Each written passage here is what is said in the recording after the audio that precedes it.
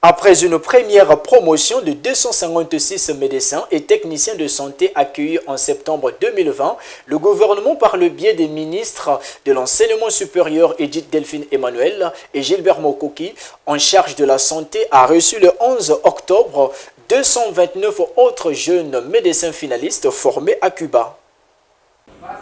Partie en 2013 et 2014, la deuxième promotion des étudiants finalistes congolais, formés en laboratoire, pharmacie et maintenance biomédicale à Cuba, ont regagné le Congo ce 11 octobre après 7 ans de formation. Ils ont été accueillis au pied de l'avion par la ministre de l'Enseignement supérieur, de la Recherche scientifique et de l'Innovation technologique, Edith Delphine Emmanuel, qui a tenu à leur souhaiter la bienvenue.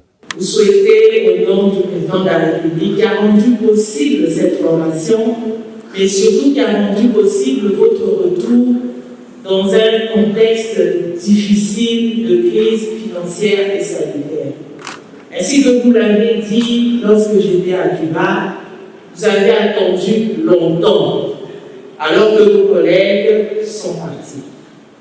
Aujourd'hui, c'est le bon jour, vous revenez chez vous, vous allez pouvoir vous reposer et ensuite, nous aurons l'occasion avec mon collègue, monsieur le ministre de la Santé, de voir dans quelle mesure vous allez commencer votre période de stage afin qu'à terme, vous puissiez être recruté parce que vous devez servir, vous devez vous mettre au service de votre collectivité afin de pouvoir soulager justement la souffrance qui découle de la maladie.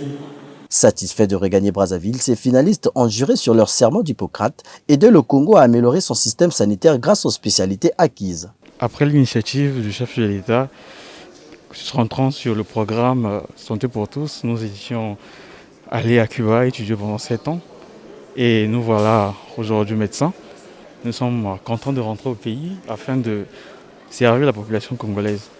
En tout cas, nous nous mettons à la disposition de l'État pour amener à bien cette tâche-là qui nous a été confiée. Nous avons appris avec le système de santé cubain qu'il n'y a aucune spécialité ou aucune branche des sciences de la santé qui ne devrait être négligée.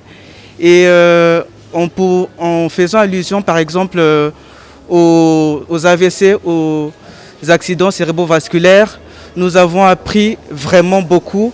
Et je pense que nous pourrons apporter un plus à ce fléau, à cet accident et faire la promotion de la santé afin de réduire ce nombre d'accidents cérébrovasculaires. Arrivé de nuit, après 14 heures de vol, le gouvernement a décidé de les loger momentanément au campus universitaire de l'université Denis Sassou Nguesso de Kintélé. Une décision justifiée selon le ministre de la Santé et de la Population. Nous sommes ici au Congo où il y a l'état d'urgence.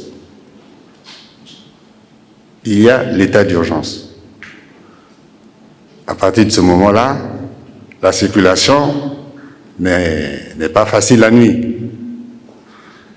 Initialement, il était prévu qu'on vous reçoive.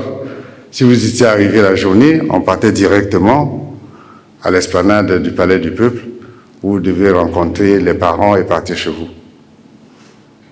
Mais à cause de ce que nous sachons, nous connaissons tous, nous avons pris ces dispositions. Quelques heures ne vont pas vous empêcher de rencontrer vos parents. Patientez un peu. Patientez juste un peu. Fruit d'une coopération entre l'État congolais et la République de Cuba, dans le but d'améliorer le système sanitaire congolais, ils sont au total 464 étudiants qui regagnent le pays.